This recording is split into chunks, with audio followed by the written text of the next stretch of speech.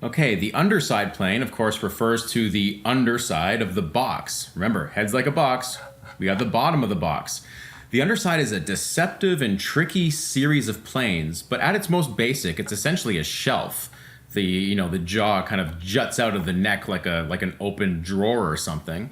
And the underside is responsible for that. The tricky thing about the underside that a lot of people miss is you can see it. Even like when you're looking at the head like this, you can see the underside. Only when you're looking at the head from a downward tilted angle can you not really see the underside. But even front on, you'll still catch a little glimpse of some of the underside. It becomes especially apparent when you're looking at the head from the side, because of course the jaw comes up, right?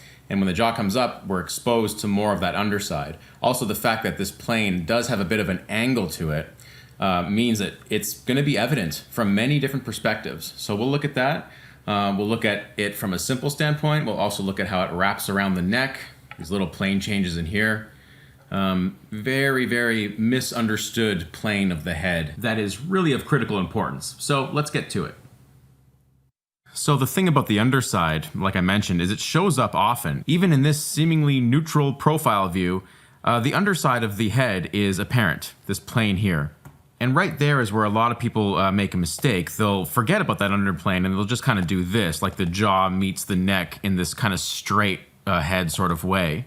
And while that kind of looks all right, it's really wrong. Like it flattens out the head quite a bit. This is one of the #1 design mistakes I see in paintings and drawings. That underplane just isn't there. Again, it's a deceptively sort of simple plane. It's kind of hidden in plain sight, no pun intended.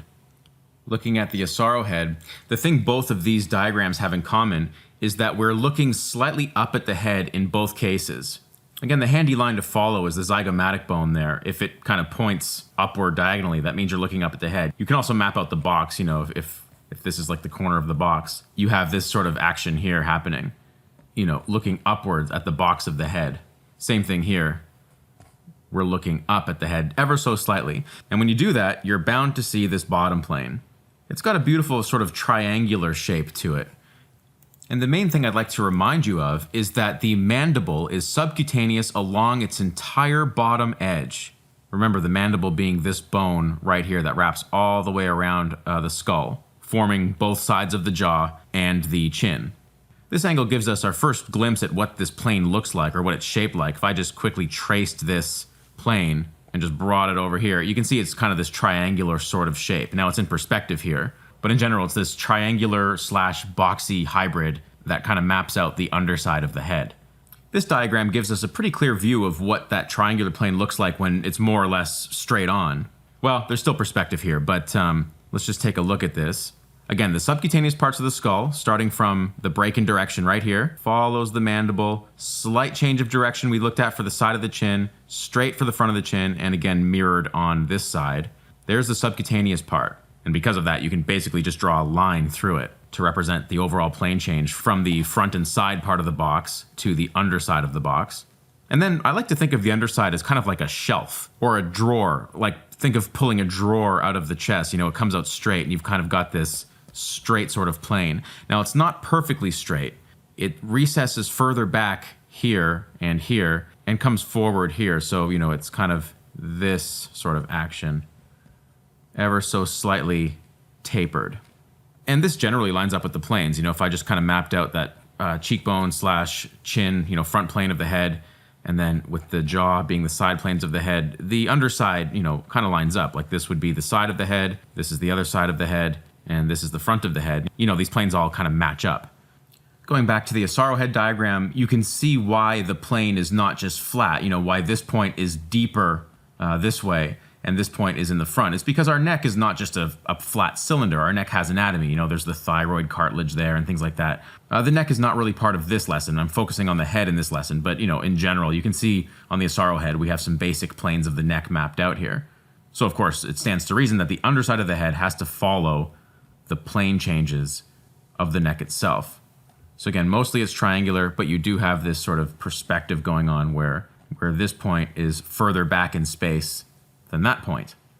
The nice thing about the underside plane is that whenever the light's coming from above, like it is in this diagram or this photo, the underside plane will be completely in shadow. So if we just trace that shadow shape, we're going to get a good look at it. And again, it comes forward here straight where the thyroid stuff is. And then here we have a cast shadow. We'll talk about, cast shadows and form shadows later, but that plane would wrap around, meeting the underside of the jaw, and we have this kind of thing. Even though the model is bearded here, we can still see, thanks to the shadow, that clear plane, that, again, triangular sort of plane, rounding out here, going all the way back, coming forward where the front of the neck is, and then going back to meet the break in direction of the skull, which, as we know, is right there. The camera is located underneath this guy's head, so we're seeing a lot of the underside of the head here. This brings up another important point.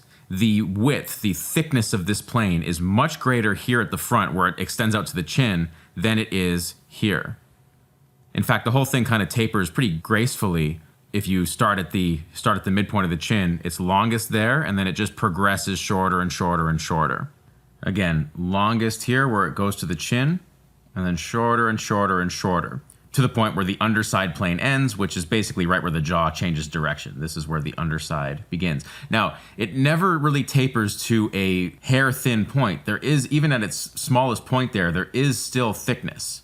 If I were to do a bit of cross-contouring, tracing a line sort of down that rounded jaw like we talked about, when it meets the underside, it turns under. There is this, turning action, this thickness to how the jaw turns. It's not a razor-thin line. You can see that quite clearly in this diagram. That mandible bone has thickness to it as it turns. It's not like a piece of paper that, that goes from here to here. It goes like this, like that, and then in. There's a thickness here. So just be careful. Another error that you sometimes see is this thickness is not represented, and it's just kind of and it's sort of this unrealistic, overly box-like change. Yes, the head is like a box, but it's far from a perfect box. It doesn't have the perfectly sharp corners of a box. There's always this kind of thickness to where these planes change.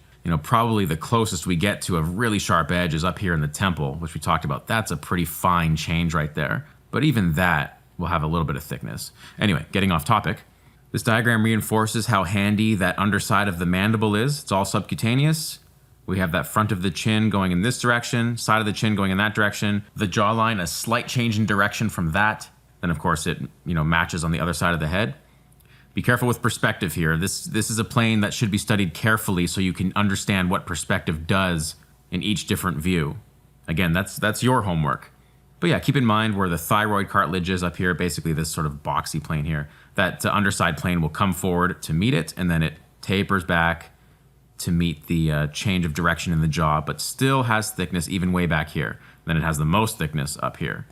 I should point out that on a heavier set model, that plane does get disguised under sort of hanging flesh. Gravity takes its toll, and because there's nothing for the skin to attach to, there's this sagging action here. And this will even mask the subcutaneous parts here of the mandible. Now, it's still subcutaneous, but because flesh is hanging right down from it, it appears to be this continuous line.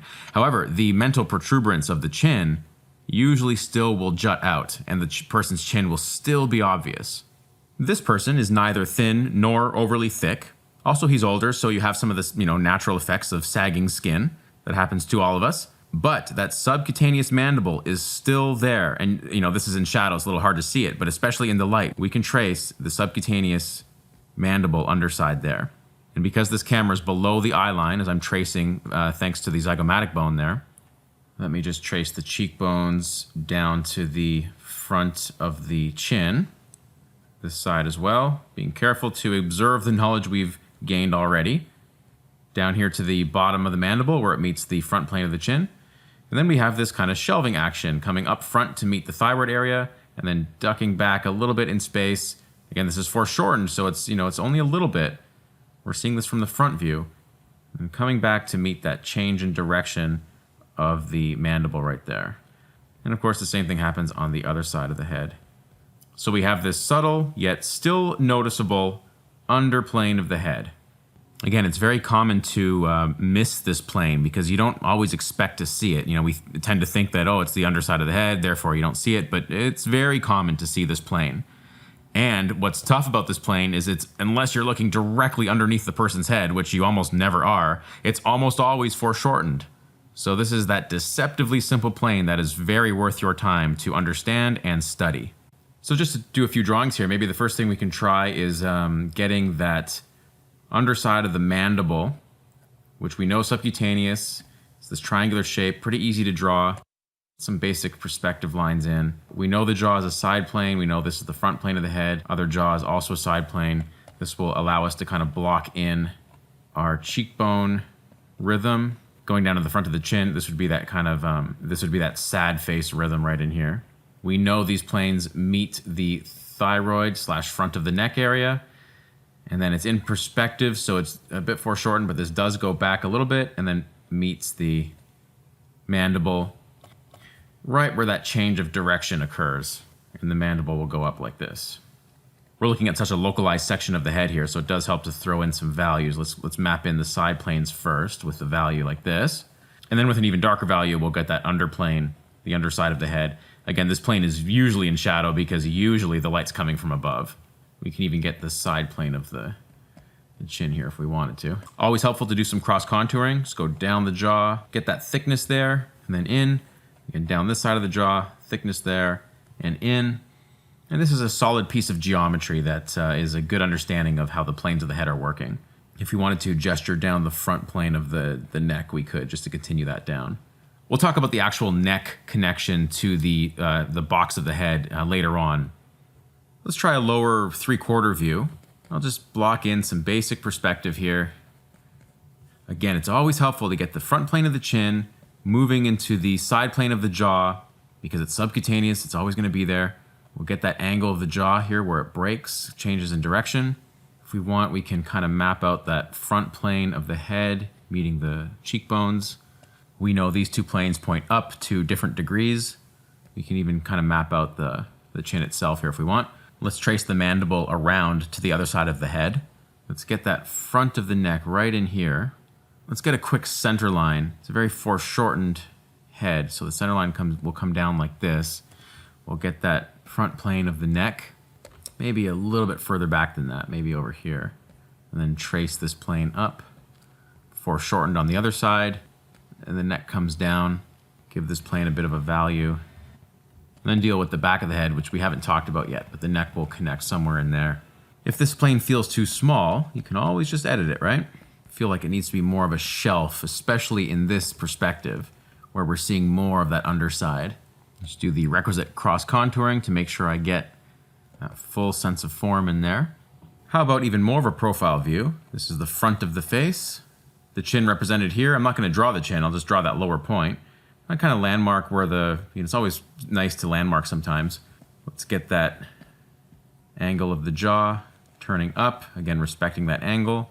We'll wrap this plane right around like we did here, but this is more of a profile, so it's going to be a tighter bit of foreshortening. And then that neck is going to come in down here. The head is very wide from the profile, so the neck connects way back there. We'll talk about that later. Right now what's important is to get this shelving action of this plane. Always handy if you want to map out where that jaw would be and where it separates from the zygomatic and the front planes of the cheek. Throw a little bit of tone on here just for emphasis.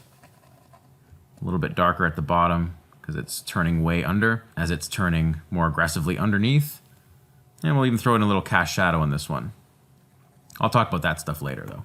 Just for fun, we can even build on this, getting the change of the brow, the overall direction of the head. We know the chin comes out a little bit more. Constructing the head can be fun, piece by piece. Let's try another profile view, but one that's less aggressively pointed up, so more of a neutral profile. This time let's build in that chin, just so we can see what we're doing here. This time we're getting more of this neutral profile where the camera's kind of looking more or less directly at the jaw. But even in this view, we will see this underplane come through a little bit as that chin turns under right there, this underplane. Although it doesn't go back that far, it goes here. Again, meeting that front plane of the neck and down. We can draw our center lines. We're just slightly looking up at the head, but it's more of a neutral view. In fact, I should mirror this so we can compare this drawing to our previous one. We've raised the camera just a little bit and we're seeing less of that underside of the plane. This is how you can deal with, subtle perspectives. And we can trace the jaw there, side plane. And just to make this one a little different, what we can do is simulate more of a heavy model by getting rid of these lines. Well, keep them ghosted so we can see them. But based on what we learned earlier, we know the chin will remain pretty obvious.